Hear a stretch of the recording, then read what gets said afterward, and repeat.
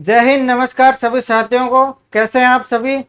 तो आज दिल्ली सल्तनत स्टार्ट करते हैं। पहले हमने पढ़ा था कि मोहम्मद गोरी वो भारत आया, फिर भारत आने के बाद 1205 के अंदर मोहम्मद गोरी पर ख्वारिज्म का आक्रमण हुआ था और ख्वारिज्म आक्रमण होने के कारण मोहम्मद गोरी एकदम घायल हो गया था, मतलब मरे हुए जैसी स्थिति में। फिर मोहम्मद गोरी के बारे में सब सोच रहे थे कि मोहम्मद गोरी तो अब चल गया, अब जीवित नहीं रहा। फिर मोहम्मद गोरी 1205 के अंदर मोहम्मद गोरी खुद चलकर घायल की अवस्था में भारत आया था, बताने के लिए कि मैं अभी मरा नहीं हूँ, अभी जिंदा हूँ। फिर 1206 के अंदर मोहम्मद गोरी मर गया। ठीक है।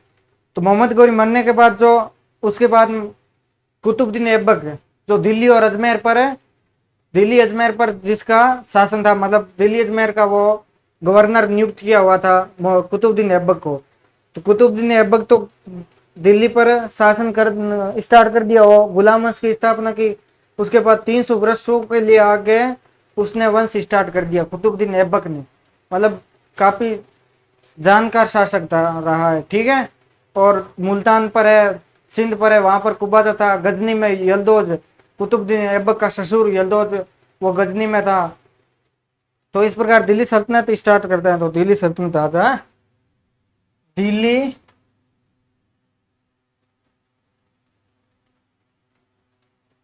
दिल्ली सल्तनत। तो दिल्ली सल्तनत है ये 1206 से 1526 तक, मतलब कि अगले 300 वर्षों की नींव रख दी। 320 वर्षों की नींव रख दी किसने? कुतुबुद्दीन ऐबक ने अगले 320 वर्षों की नींव रख दी थी कि अब दिल्ली सल्तनत में मतलब वंश से आगे चलती रहेगी पीढ़ियां। ठीक है। तो इस प्रकार दिल्ली सल्तनत में 5 वंश हुए मोस्टली। 5 वंश दिल्ली सल्तनत।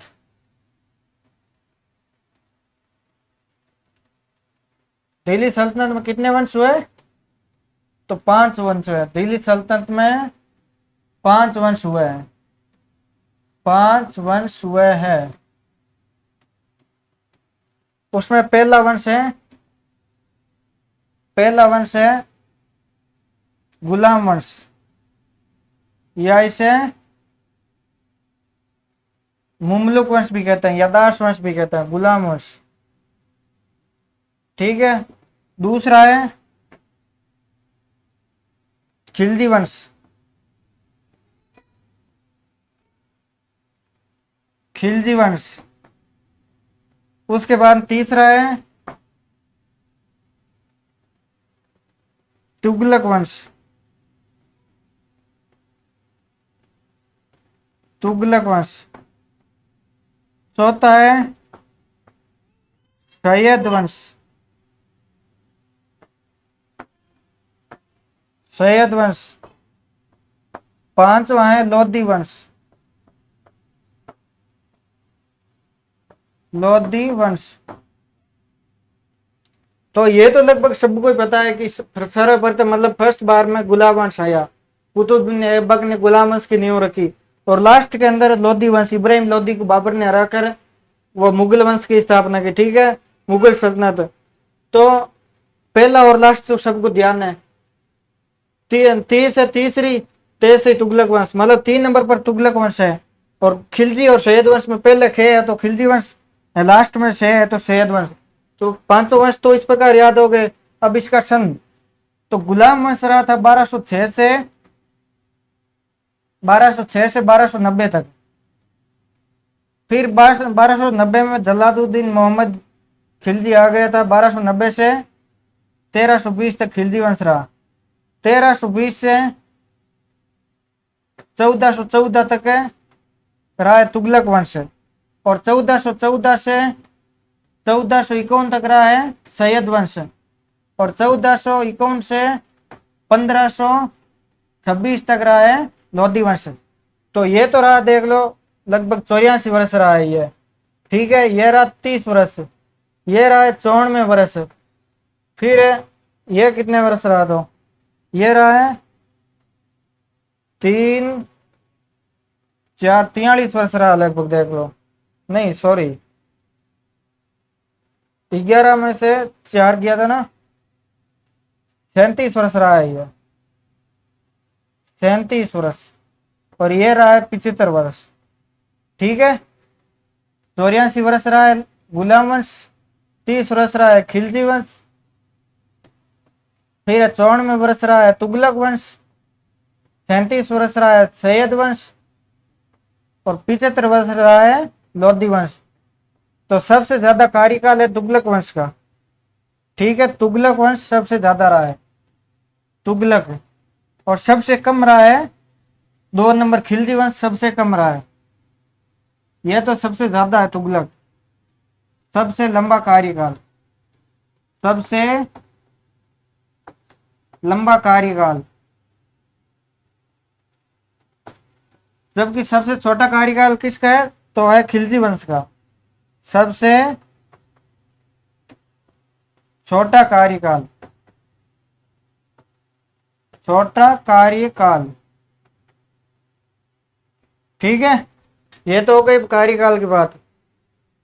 लॉन्गेस्ट तो है खिलजी वंश, और नहीं, लॉन्गेस्ट है तुगलक वंश, और सबसे छोटा है शॉर्टेज, वो है खिलजी वंश। तो अब गुलाम वंश के हम स्टार्ट करते हैं। फर्स्ट है गुलाम वंश। कौन सा है फर्स्ट? गुलाम वंश।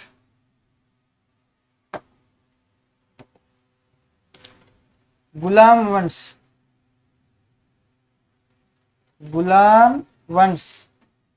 गुलाम वंश को कहते हैं मुमलुक वंश, मुमलुक वंश, या फिर इसे दास वंश भी कहते हैं, दास वंश। ठीक है, तो इसके अंदर गुलाम वंश के अंदर भी 3 अलग अलग वंश हुए हैं। उसका नाम मैं लिखवा देता हूं, 3 अलग अलग वंश हुए। वो पहला वंश है ऐबक। तो ऐबक के टाइम पर है, ऐबक ने कौन सा वंश किया था? कुतुबी वंश, कुतुबी, कुतुबी वंश। उसके बाद है 2 नंबर पर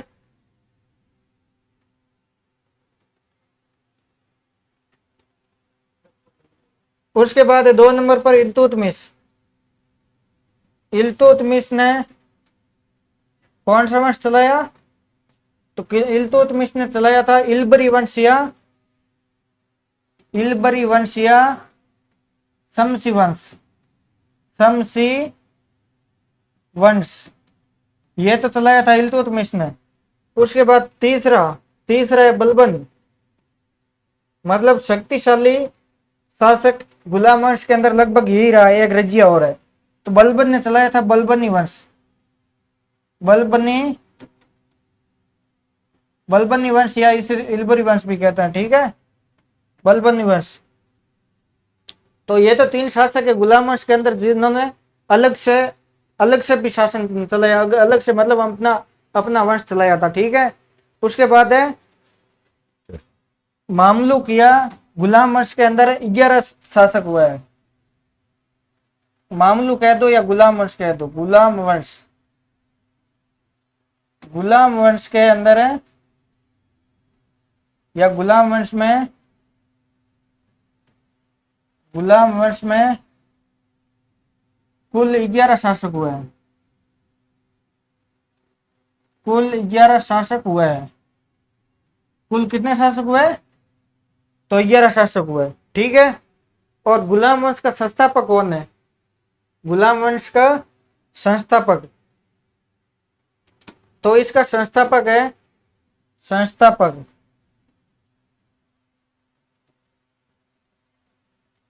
संस्थापक है कुतुबुद्दीन ऐबक। कुतुबुद्दीन ऐबक, मतलब गुलाम वंश की नींव कुतुबुद्दीन ऐबक ने ही रखी थी। जबकि गुलाम वंश को मजबूती प्रदान किसने की? तो गुलाम वंश को मजबूती प्रदान की थी इल्तुतमिश ने। इल्तुतमिश ने गुलाम वंश को मजबूती प्रदान की, इसीलिए गुलाम वंश का वास्तविक संस्थापक इल्तुतमिश को कहते हैं। ठीक है, तो फिर कुतुबुद्दीन ऐबक। कुतुबुद्दीन ऐबक ने अपनी राजधानी कौन सी बनाई? राजधानी वैसे 2 जगह राजधानी थी, एक तो दिल्ली है, एक लाहौर है।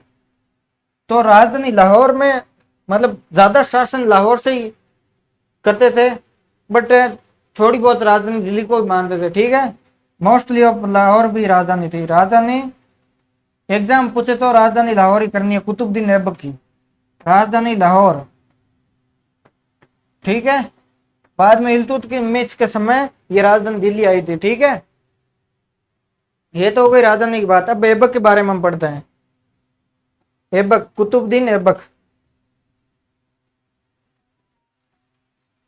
ऐबक ऐबक का शासनकाल है 1206 से 1210 तक। और 1210 के अंदर ऐबक की मृत्यु हो जाती है। पोलो या चौगान गेम खेलते हुए कुतुबुद्दीन ऐबक की मृत्यु हो जाती है। तो कुतुबुद्दीन ऐबक को काजी था एक, अजीज कोकी काजी था। अजीज कोकी से खरीदा था, किसने खरीदा? तो मोहम्मद गौरी ने खरीदा था अजीज कोकी से। जो गुलामों का मेला लगता था, मेले के अंदर से अजीज कोकी से खरीदा था गौरी ने। गौरी ने खरीद कर फिर अमीर आखुर यानी अशोक साला का अध्यक्ष नियुक्त किया था। और फिर गौरी ने अपनी बेटी भी ऐबक को पन्ना दी थी, तो ऐबक गौरी का दामाद भी हो गया था। ठीक है, तो इसको खरीदा किसने था? तो गौरी ने खरीदा। किससे खरीदा? तो एक था काजी था। काजी का नाम है अजीज कोकी।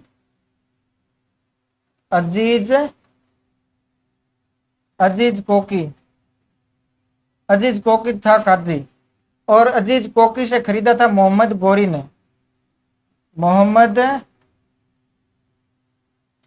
अजीज कोकी से कुतुबुद्दीन ऐबक को खरीदा था। और खरीद कर इसको पहले तो अंगरक्षक बनाया था, उसके बाद में अमीर आखुर नियुक्त किया था। क्या नियुक्त किया? अमीर ए आखुर। अमीर ए आखुर का मतलब होता है अमीर का मतलब होता है अश्वशाला का अध्यक्ष। अश्वशाला का अध्यक्ष नियुक्त किया। अश्वशाला का अध्यक्ष नियुक्त किया। ठीक है, फिर गौरी ने अपनी बेटी भी बना दी थी ऐबक को। तो गौरी का दामाद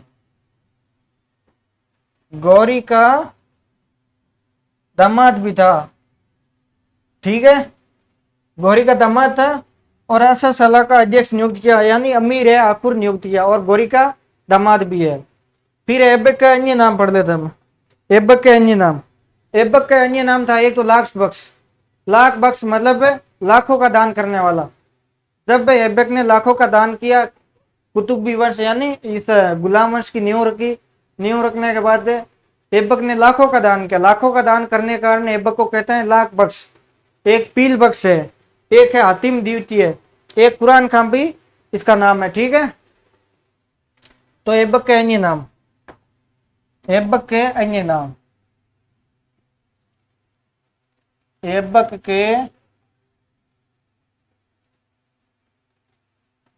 नाम तो ऐबक के अन्य नामों में आता है, पहला नाम तो है लाख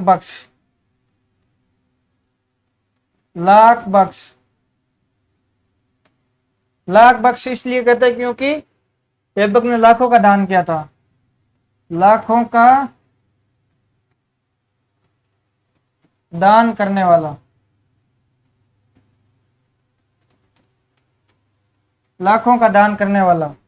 और एक नाम था पील बख्श।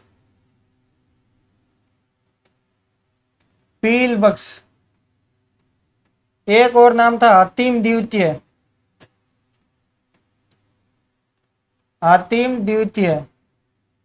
और एक नाम था कुरान खां।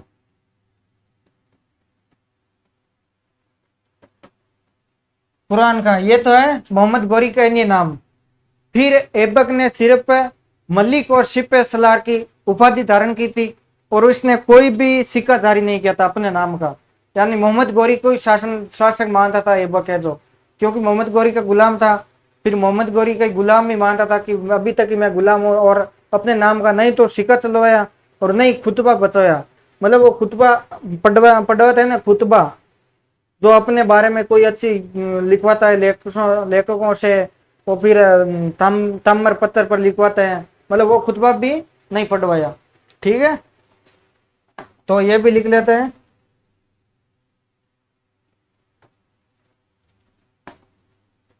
तो ऐबक ने सिर्फ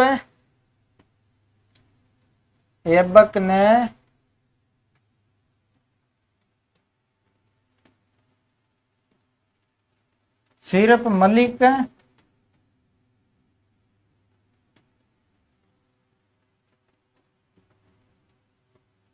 और सिपे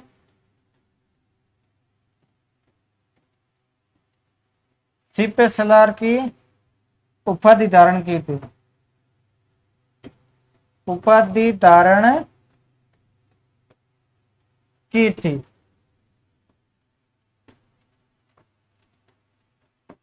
ठीक है। और एक है ऐबक ने सिर्फ मतलब ऐबक ने अपने नाम का ऐबक ने या उसने अपने नाम का नहीं तो सिक्का चलवाया, नहीं तो सिक्का चलाया और ना ही खुतबा बतवाया या खुतबा पढ़ाया। खुतबा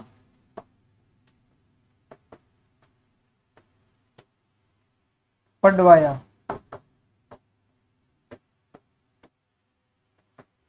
ठीक है, ये तो हो गई ऐबक की बात।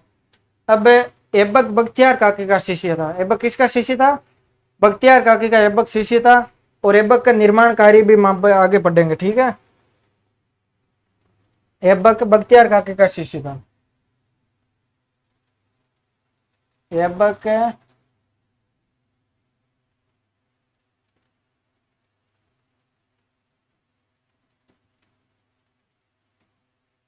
बख्तियार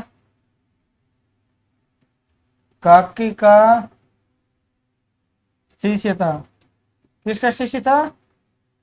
बख्तियार काकी का। ठीक है, और फिर पढ़ते हैं ऐबक के निर्माण कार्य। ऐबक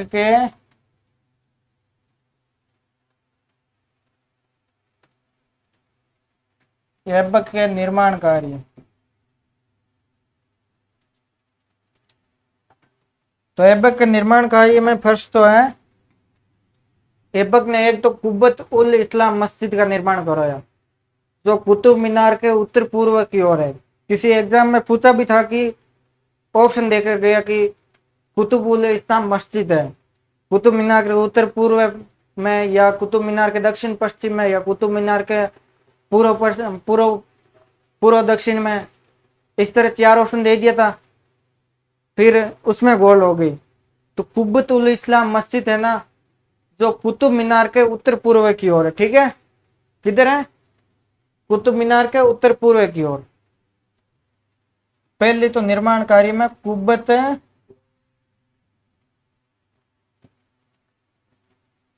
उल इस्लाम मस्जिद,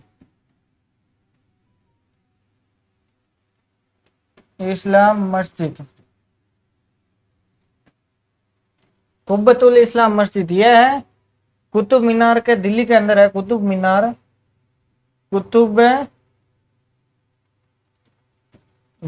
के उत्तर पूर्व में स्थित।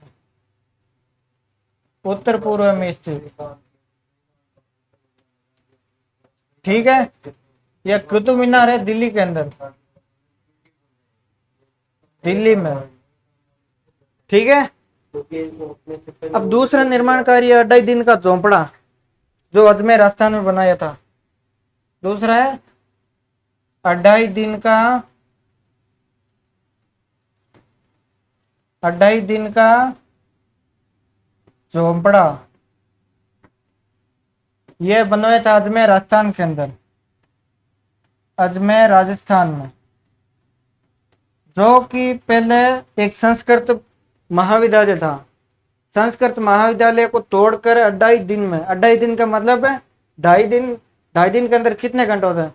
2 दिन के अंदर 48 घंटे, फिर 12 घंटे, तो 60 घंटों के अंदर मतलब है उस महाविद्यालय को तोड़कर वापिस से इस झोंपड़े को बना दिया। झोंपड़ा क्या है? मस्जिद है झोंपड़ा। एक एग्जाम पूछा भी था कि 2.5 दिन का झोंपड़ा क्या है, तो 2.5 दिन का झोंपड़ा एक मस्जिद है जिसके अंदर वो एक कला भी है, गुम्बद कला है, मेहराब कला है। इस 2.5 दिन के झोंपड़े के अंदर गुम्बद कला मतलब 2.5 दिन झोंपड़े के ऊपर इस तरह का गोल गोल है, उससे तो कहते हैं गुम्बद कला। और मेहराब कला, मेहराब कला तो दरवाजे पर इस तरह है, दरवाजे दरवाजा, उसे कहते हैं मेहराब कला। मेहराब कला और गुम्बद कला का जनक और ऐबक को माना जाता है, क्योंकि मेहराब कला और जनक कला इस 2.5 दिन के झोंपड़े के अंदर ऐबक ने ही बनाया था। ठीक है, जब 2.5 दिन झोंपड़े का निर्माण करवाया था ना, उस टाइम मतलब भूखे प्यासे लोगों से नहीं खाना खाना देना, पानी तक ही नहीं पीने दिया। और 2.5 दिन तक, 2.5 दिन तक पानी भी पीने नहीं दिया। और 2.5 दिन के अंदर पूरा हुआ ये झोंपड़ा, तब भी पानी पीने दिए या खाना खाने दिया, उससे पहले ना ही तो खाना ना पानी। ठीक है, ये अजमेर के अंदर बनाया था। तो ये क्या था? संस्कृत महाविद्यालय। पहले संस्कृत महाविद्यालय था मुल्ते, संस्कृत महाविद्यालय। संस्कृत महाविद्यालय का निर्माण करवाया था विग्रहराज चतुर्थ ने। अजमेर के चौहान वंश, तो पृथ्वीराज चौहान हुए थे, उनका ही वंशज है, पूर्वज है मतलब पृथ्वीराज चौहान का। तो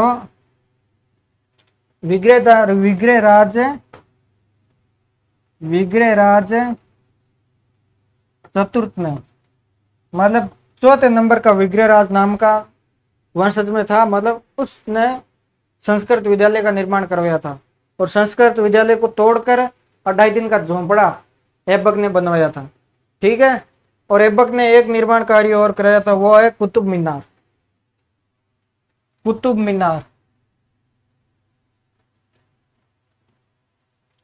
कुतुब मीनार, कुतुब मीनार का कार्य शुरू कराया। कुतुब मीनार का कार्य शुरू कराया। कुतुब मीनार की पहली मंजिल है, पहली मंजिल उसका निर्माण 1199 के अंदर ऐबक ने कराया। दूसरी, तीसरी, चौथी मंजिल है, उसका निर्माण इल्तुतमिश ने कराया। फिर 5वीं मंजिल है, 5वीं मंजिल का निर्माण सिकंदर लोदी ने कराया था। और सिकंदर लोदी ने ही वापिस इसका पुनर्निर्माण यानी मरम्मत कराई थी 1368 के अंदर। फिर 1505 के अंदर सिकंदर लोदी ने वापिस मरम्मत कराई थी, मतलब फिरोज शाह तुगलक ने, सॉरी 5वीं मंजिल है तो फिरोज शाह तुगलक ने, और 1505 के अंदर सिकंदर लोदी ने मरम्मत करवाई थी। ठीक है, पहली मंजिल, पहली मंजिल, पहली मंजिल ऐबक ने बनाई थी 1199 के अंदर। ठीक है, अब दूसरी, तीसरी और चौथी, ये तो इल्तुतमिश ने कराई। इल्तुतमिश दूसरी, तीसरी, चौथी मंजिल का निर्माण इल्तुतमिश ने कराया। और 1199 में काम शुरू हुआ, काम शुरू 1199। फिर है 5वीं मंजिल, 5वीं मंजिल, 5वीं मंजिल फिरोज शाह तुगलक ने, फिरोज शाह तुगलक, फिरोज शाह तुगलक ने 5वीं निर्माण की मंजिल कराया। और फिर 1368 के अंदर, 1368 के अंदर कुतुब मीनार का पुनर्निर्माण करवाया। पुनर्निर्माण,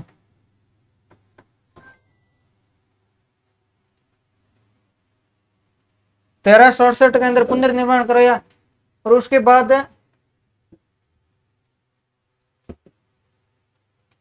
इसके बाद इसकी मरम्मत वापस किसने कराई? तो 1505 के अंदर है, 1505 में सिकंदर लोदी ने,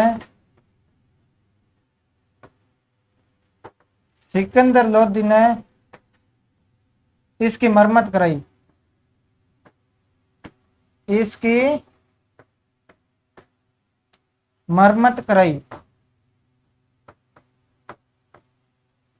ठीक है, इसकी मरम्मत किसने कराई? सिकंदर लोदी ने इसकी मरम्मत कराई थी। उसके बाद है यूनोस, इसकी ऊंचाई है, इसकी ऊंचाई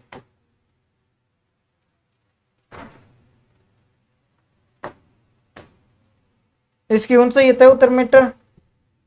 ऊंचाई कुतुब मीनार की ऊंचाई है 73 मीटर। ठीक है, 73 मीटर ऊंची। और यूनेस्को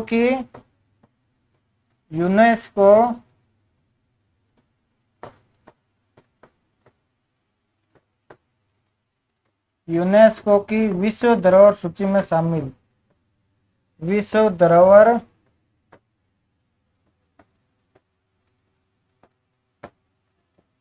सूची में शामिल।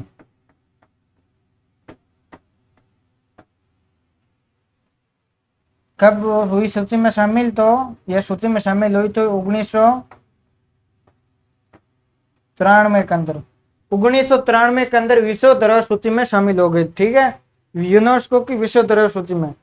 तो यूनेस्को की विश्व धरोहर सूची में वर्तमान के अंदर 43 साइट है। 43 साइट से अंदर का 43 साइट है असम का मुइदम, जो कि वो मस्जिद मान लो या कब्रिस्तान है, कब्रिस्तान मुइदम, असम का मुइदम है, वो 43 साइट है जो कि विश्व धरोहर सूची में शामिल है यूनेस्को की। यूनेस्को की विश्व धरोहर सूची दो प्रकार की होती है, एक तो इंटेंजिबल, एक टेंजिबल।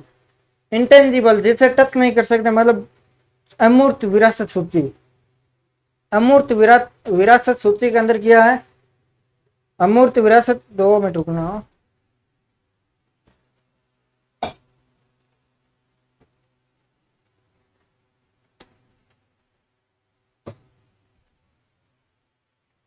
तो अमूर्त विरासत सूची के अंदर शामिल वो साइट्स है, मतलब जो गरबा है 15वीं साइट है। क्या गरबा को हम टच कर सकते हैं? गरबा को हम छू सकते हैं? नहीं छू सकते ना। तो उसी प्रकार जिसे टच नहीं करता है, इंटेजिबल, अमूर्त, जिसका कोई मूर्त रूप नहीं है, उसे तो कहते हैं अमूर्त। तो अमूर्त विरासत सूची में शामिल 15 साइट है भारत की, जैसे मुदियट्टू केरल का डांस है, कालबेलिया राजस्थान का डांस है, वो अमूर्त विरासत सूची में शामिल है ना। योग को हम टच कर सकते हैं, ये भी अमूर्त विरासत सूची में शामिल है। तो इसी प्रकार जिसे टच नहीं कर सकते, जिसे छू नहीं सकते हैं, वो तो अमूर्त विरासत सूची के अंदर शामिल होती है। जो मतलब विलुप्त हो नहीं सकते, उस कल्चर को हमने बचाना चाहता है, कल्चर को उसे आगे पीढ़ियों में देखना चाहता है, तो उसको विश्व विरासत सूची में शामिल कर देते हैं। पूरे विश्व में जितने भी मतलब कोई भी विरासत सूची में शामिल करने के लायक चीज है, उसे शामिल करते हैं।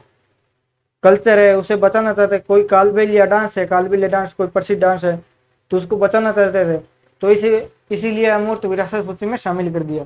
तो इसको भी, जो कुतुब मीनार है, इसको भी विश्व धरोहर सूची में शामिल किया था 1993 के अंदर। ठीक है, उसके बाद ऐबक को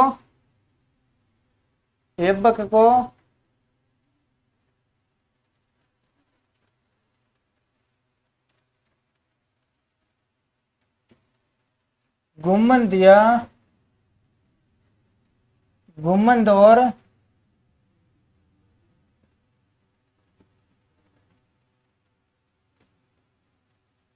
मेहराब कला का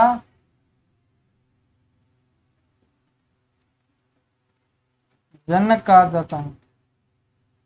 जनक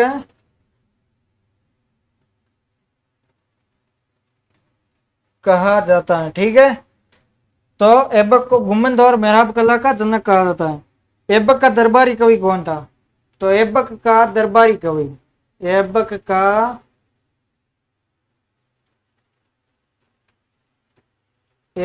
दरबारी कवि, ऐबक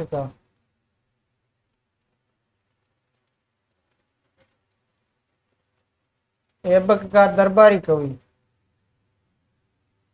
ऐबक का दरबारी कवि था हसन निजामी। कौन था? हसन निजामी। तो हसन निजामी ऐबक का दरबारी कवि था। उसकी किताब है ताजुल मासिर, जिसे दिल्ली सल्तनत का राजकीय इतिहास भी कहते हैं। जिसका दो खंड है, एक तो 1217 तक है, एक 1217 से 1229 तक है। इसकी बुक है, इसकी बुक है ताज उल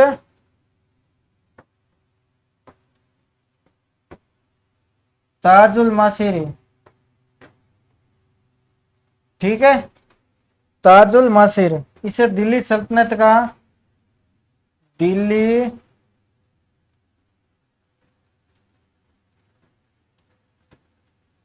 दिल्ली सल्तनत का राजकीय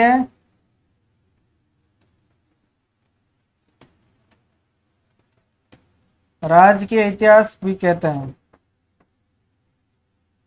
राजकीय इतिहास, दिल्ली सल्तनत का प्रथम राजकीय इतिहास, प्रथम। बनी में कोई खास चीज को नहीं, ठीक है,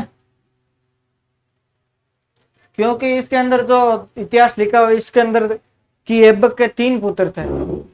ऐबक के कितने पुत्र है? 3। वो तो लिखा ताजुल मासिर में, जबकि ज्यादातर इतिहासकार कहते हैं कि ऐबक के 3 पुत्र नहीं थे, ऐबक के पुत्र ही नहीं था, और इसी कारण ऐबक के बाद में वो आराम से आया था। फिर रजिया सुल्तान तो बाद में आई थी, इल्तुतमिश आराम शाह को रहने नहीं दिया। फिर इल्तुतमिश आया था, इल्तुतमिश ऐबक का गुलाम था जो यहाँ पर बंदाइयों में छोड़ा हुआ था। बंदाइयों के अंदर उसका शासन था। दिल्ली के सरदार चाहते थे कि इल्तुतमिश बने, और जो लाहौर के सरदार थे वो चाहते थे कि आराम शाह बने, ठीक है। तो वैसे यह किताब खास नहीं है, फिर भी पता नहीं दिल्ली सल्तनत का प्रथम राज की इतिहास क्यों कहते हैं, ठीक है। तो उसके बाद है ऐबक की मृत्यु। ऐबक की मृत्यु, ऐबक की मृत्यु चौगान खेलते समय हुई। चौगान यानी पोलो। ऐबक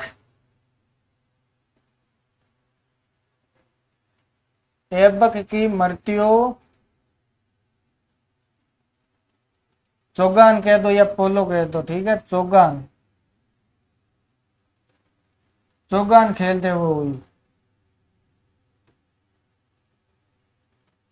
चौगान खेलते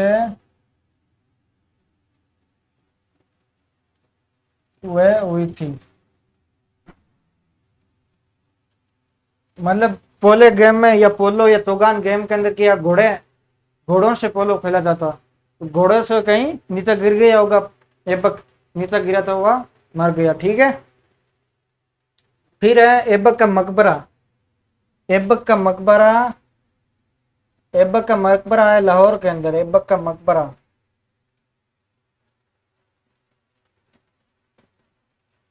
ऐबक का मकबरा है लाहौर में। लाहौर में इसका निर्माण करवाया था इल्तुतमिश ने। इल्तुतमिश ने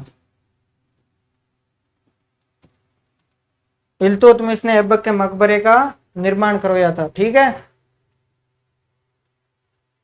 फिर आगे ऐबक मरने के बाद मतलब दिल्ली सल्तनत पर, दिल्ली की राजगद्दी पर कौन बैठे, यह समस्या आ गई, क्योंकि ऐबक के कोई पुत्र नहीं था। लाहौर में सरदार थे, कुछ लाहौर में सरदार थे, वो तो चाहते थे कि आराम शाह, क्योंकि वहां लाहौर में ज्यादा मतलब गवर्नर, लाहौर का गवर्नर नियुक्त किया हुआ था आराम शाह को, और दिल्ली में गवर्नर नियुक्त किया हुआ था इल्तुतमिश को। तो दिल्ली के सरदार चाहते थे कि राजधानी दिल्ली हो। राजधानी दिल्ली तभी होगा जब दिल्ली का गवर्नर यहाँ पर राजा बनेगा, और लाहौर के लोग चाहते थे या लाहौर का सरदार चाहते थे कि राजधानी लाहौर हो। तो लाहौर राजधानी तभी होगी जब आराम शाह मतलब दिल्ली लाहौर का गवर्नर राजा बनेगा। तो इनके बीच किया एक ऐबक मरते ही लाहौर के सरदार थे ना, वो लाहौर में वहां पे आराम शाह को गद्दी पर बैठा देते। ऐबक की मृत्यु होते ही दूसरे दिन जो दिल्ली के सरदार थे वो कुछ इंतजार किया, और इंतजार करने के बाद मतलब यह तो है लाहौर के सरदार, लाहौर के सरदार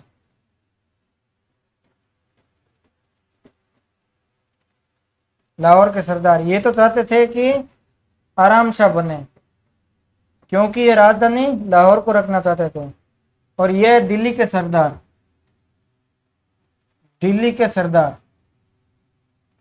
दिल्ली के सरदार चाहते थे कि राजधानी दिल्ली बने, और राजधानी दिल्ली तभी बनेगी जब इल्तुतमिश बंदायूं का गवर्नर था वो बनेगा तो दिल्ली राजधानी होगी। ये तो दो गुट बन गए, ठीक है। तो अब इनको पता चला कि लाहौर के अंदर आराम शाह को नियुक्त कर दिया, तो दिल्ली के सरदार मिलकर सारे इल्तुतमिश को समझाया कि हम इसको मार देंगे और दिल्ली पर ही राज करेंगे और तुझे राजा बना देंगे, ठीक है। तो ये रेडी होने के बाद वो इसके आराम शाह को मारने के लिए चले थे, और जूड़ का युद्ध हुआ इनके बीच, जूड़ का युद्ध,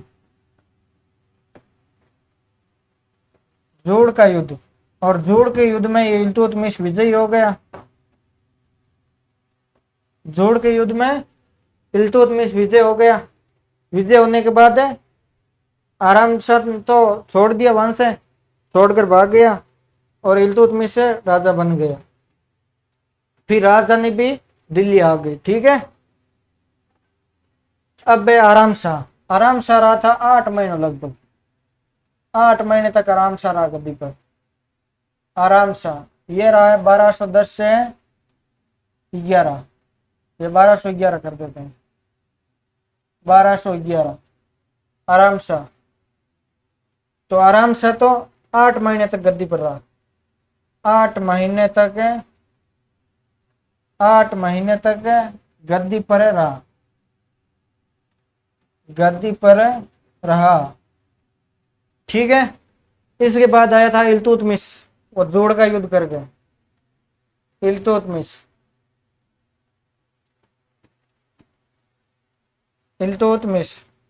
इल्तुतमिश है 1211 से 1236 तक। अब इल्तुतमिश कहाँ से खरीदा गया था, इल्तुतमिश की पूरी कहानी मतलब। तो इल्तुतमिश क्या है, एक साधारण परिवार में जन्म हुआ। जन्म होने के बाद उसके पिता इल्तुतमिश को बहुत चाहते थे, क्योंकि इल्तुतमिश वैसे सुंदर भी था, बुद्धिमान भी था, चर्चित हो गया, छोटा था तभी चर्चित हो गया पूरे मतलब गांव के अंदर, क्योंकि एक बुद्धिमान है, सुंदर है, अच्छा लड़का, मतलब वो चर्चित हो गया। और जो अच्छा होता है उसे पिता को अपने आप प्रेम हो जाता है। तो पिताजी इसके इल्तुतमिश के पिता है तो इल्तुतमिश से प्रेम करते थे, घर से भी बाहर जाने नहीं देते, क्योंकि घर से बाहर जाएगा तो वो पहले गुलामों को बेचने वाला, वो तो चरम पर था, मतलब कोई बाहर जाएगा तो बेच देगा कोई इसको पैसे के लिए, बाहर जाने नहीं देता। फिर एक दिन क्या है, इल्तुतमिश का पिता कहीं बाहर गया होता, और इसके भाई है जो इसे इल्तुतमिश से ज्यादा प्रेम करने के कारण इल्तुतमिश से ईर्ष्या करने लग गए।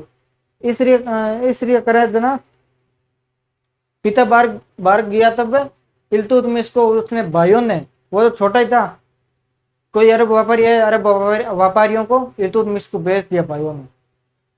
बेचने के बाद इसको ये लगा था किसके हाथ में, ये लगा था जलालुद्दीन। खरीदार कौन था, जलालुद्दीन के हाथ में लगा।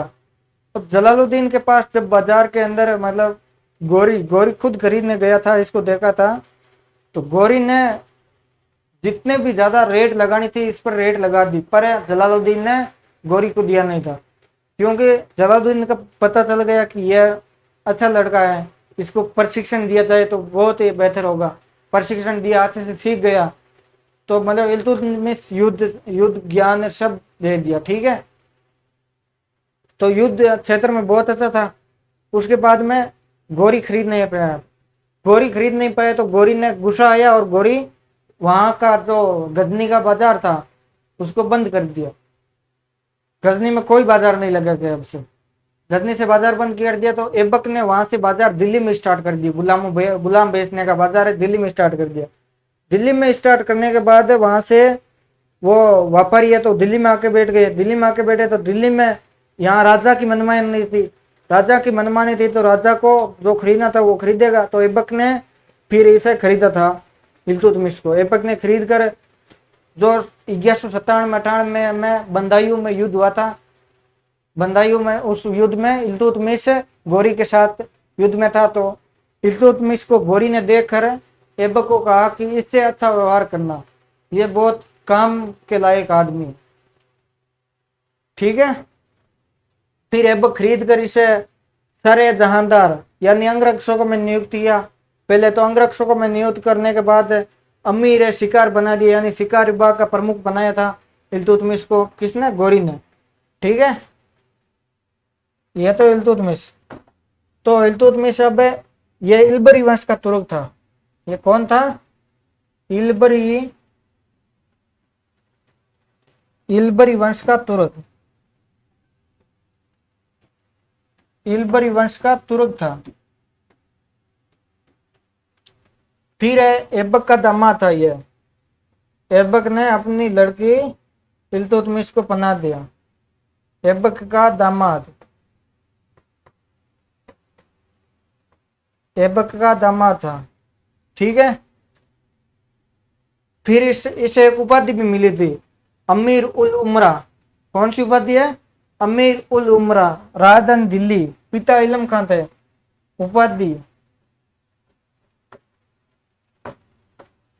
उपाधि अमीर उल उमरा, अमीर उल उमरा, ये तो है उपाधि। फिर इसके पिता का नाम था इलम खां। राजधानी इसने वहां लाहौर से दिल्ली ले आई। सल्तनत काल का मतलब वास्तविक संस्थापक है यही था। ठीक है, सल्तनत काल का वास्तविक संस्थापक। और एकता प्रथा भी चलाई थी इसने। तो पिता थे इलम खां।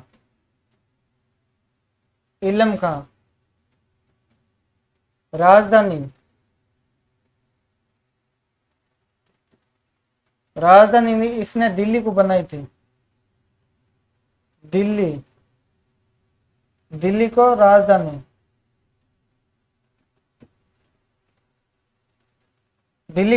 बना ली। और सल्तनत का दिल्ली के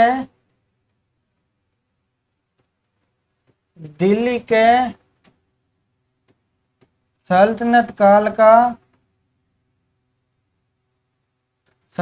काल का वास्तविक संस्थापक।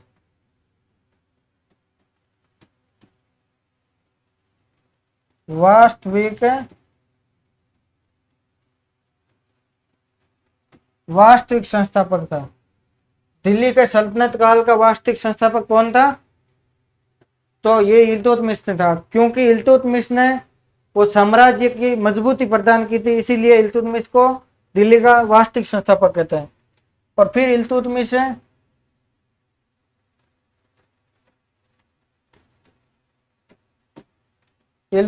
ने एकता प्रथा चलाई थी।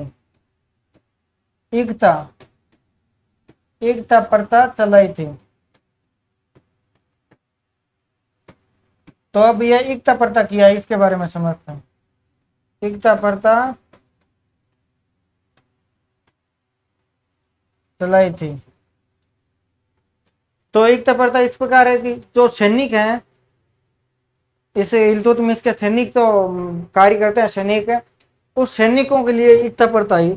सैनिकों का मतलब एकता मतलब जमीन का टुकड़ा। एकता मतलब क्या है? जमीन का टुकड़ा। जमीन का टुकड़ा, जमीन का टुकड़ा सैनिकों को देते थे, ताकि सैनिक के परिवार है जो अच्छी तरह से खेती करके वो अपना भरण पोषण कर सके।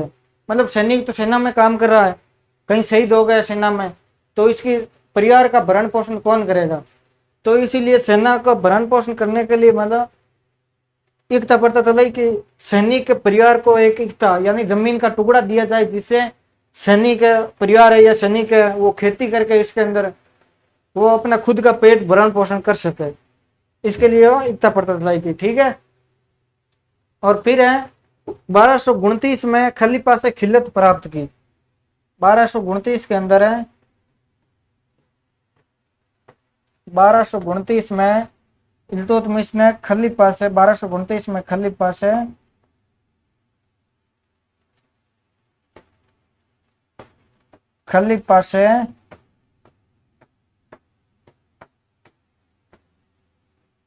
खिलत प्राप्त की।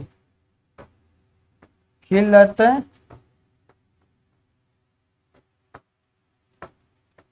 खिल्लत प्राप्त की, ठीक है।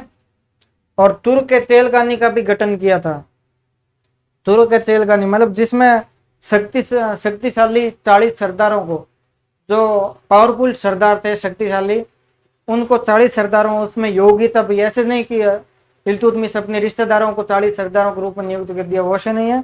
मतलब जिसमें योग्यता भी है और 40 सरदार जो पावरफुल सरदार थे, उनको एक तुर्क तेलगानी मतलब संगठन बनाया था उसका। और संगठन बना के मतलब खुद के बारे में या राज्य के बारे में चर्चा करने के लिए तुर्क तुर्क के तेलगानी संगठन बनाया था। तो कोई संकट आए तो उसका निवारण कर सके, ठीक है। तो इल्तुतमिश ने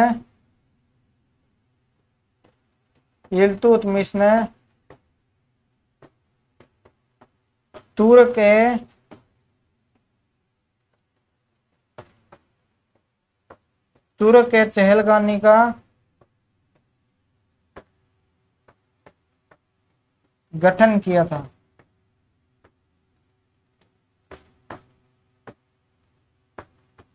ठीक है, तुर्क के चहलगानी गठन किया। अब जो यल्दोज था, ऐबक का ससुर यल्दोज, वो गजनी में शासक था। गजनी में शासक होने के बाद भी वो चाहता था कि दिल्ली पर भी मैं राज करूं। तो दिल्ली पर जब आक्रमण करने आया था, छोटे छोटे अटैक किए पहले दिल्ली के आसपास, नजदीक नजदीक जो दिल्ली के थे उस पर छोटे छोटे वो आक्रमण किए थे। छोटे छोटे आक्रमण किए तो उससे इल्तुतमिश ने कोई रिएक्शन नहीं दिया, मतलब इल्तुतमिश को कोई परवाह नहीं थी। तो वो यल्दोज समझा कि ये तो कमजोर है, तो इसको हम सल्टा देते हैं और दिल्ली पर राज हम करते हैं। तो इल्तुतमिश वो सेना धीमे धीमे सेना तैयार करने लग गया, अपनी सेना मजबूत की। मजबूत करने के कारण वो समय टाइम आने का इंतजार कर रहा था, मतलब टाइम आता ही वो खुद आक्रमण कर देता। फिर त्रैन त्रैन का यह तृतीय युद्ध हुआ। त्रैन के अंदर इसने आक्रमण किया था यल्दोज पर और यल्दोज को सल्टा दिया इल्तुतमिश ने, ठीक है। तो त्रैन का तृतीय युद्ध हुआ था 1215-16 के अंदर। यल्दोज गजनी का वीएस वर्षे इसके इल्तुतमिश के, ठीक है। तो कौन सा युद्ध हुआ? त्रैन का तृतीय युद्ध। त्रैन का तीसरा युद्ध। त्रैन का तीसरा युद्ध यह हुआ था 1215-16 के अंदर। 15-16 के अंदर यह हुआ था यल्दोज। यल्दोज है गजनी का, वो गजनी का शासक था ना यल्दोज, वो इसके और इल्तुतमिश के बीच में हुआ था। इल्तुतमिश इनके बीच हुआ था और इसमें इल्तुतमिश जीत गया था और यल्दोज है जो हार गया, ठीक है। फिर बाद में इल्तुतमिश लाहौर पर भी आक्रमण किया था 1227 में, 1217 में, सॉरी 1227 में नहीं किया। और एक ख्वारिज्म था, ख्वारिज्म के अंदर जो शासक था, मतलब गौर है, गौर प्रदेश की गजनी के अंदर, गौर के पश्चिम की ओर ख्वारिज्म था ना, ख्वारिज्म के जो शासक था उसको किया जो चंगेज खान। पहले लिखा देता हूं यहाँ पर, ठीक है। चंगेज खान, उसका असली नाम था तिमुचिन। तो इल्तुतमिश के समय मंगोलों का आक्रमण हुआ था। इल्तुतमिश के समय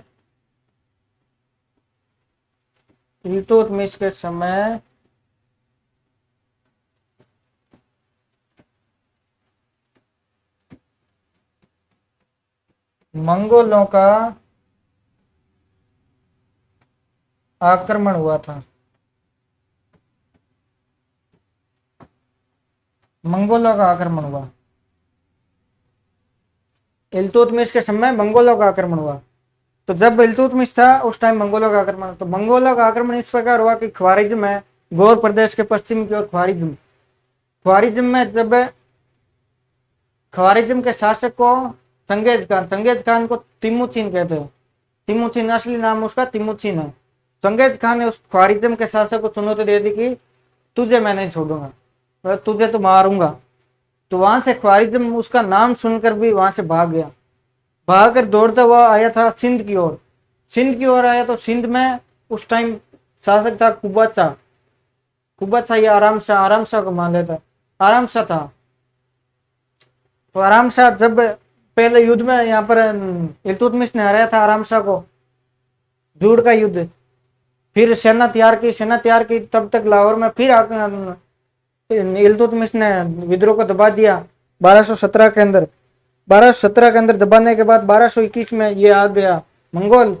तो जो ख्वारिज्म था वो आगे आगे भाग रहा था सिंध में। या सिंध में आते ही वहां पे आराम से सेना मजबूत कर रहा था और उसको का सहायता कर आराम से सहायता नहीं की तो उस ख्वारिज्म शासक ने आराम शाह को एकदम वापिस बराबर कर दिया था। ठीक है, उसके बाद ख्वारिज्म ने दिल्ली पर अपने दूत भेजे थे कि मेरी सहायता करो। तो सहायता करने के लिए दूत भेजे, दूत गए तो इल्तुतमिश ने कहा, पूछा इल्तुतमिश ने दरबारियों से, क्या सहायता करें?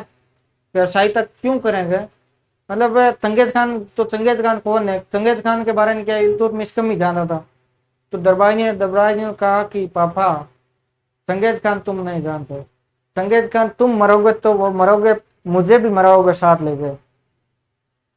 ठीक है, तो चंगेज खान तो वहां से आ रहा था पीछे, यहां से दूत को मना कर दिया कि मैं सहायता नहीं करूंगा। इल्तुतमिश ने चंगेज खान का नाम सुनकर ही बाद में इल्तुतमिश ने सहायता नहीं की।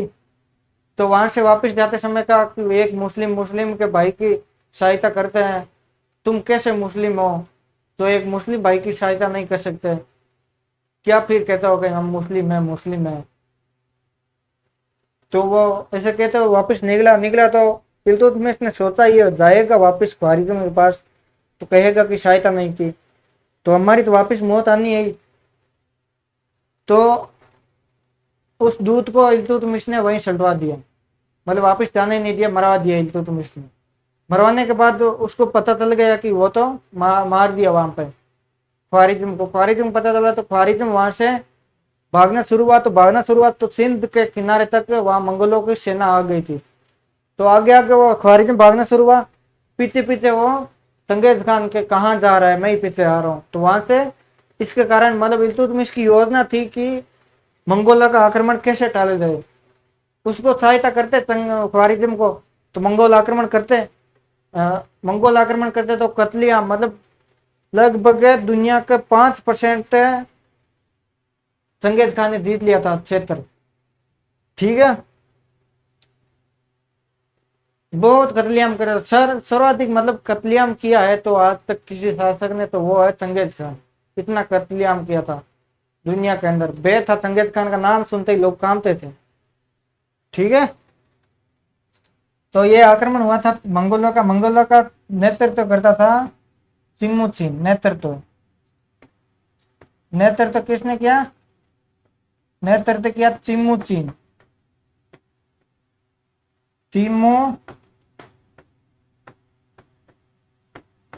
तिमुचिन, इसे चंगेज खान कहता है, चंगेज खान।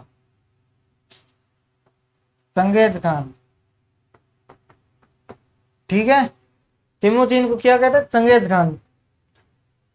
ये तो इसका नेतृत्व। फिर लाहौर पर आक्रमण किया था इल्तुतमिश ने लाहौर पर आक्रमण, लाहौर पर 1217 में किया था। ठीक है, फिर चंगेज खान ने इल्तुतमिश ईरान का एक क्षेत्र था ट्रांस अक्सियाना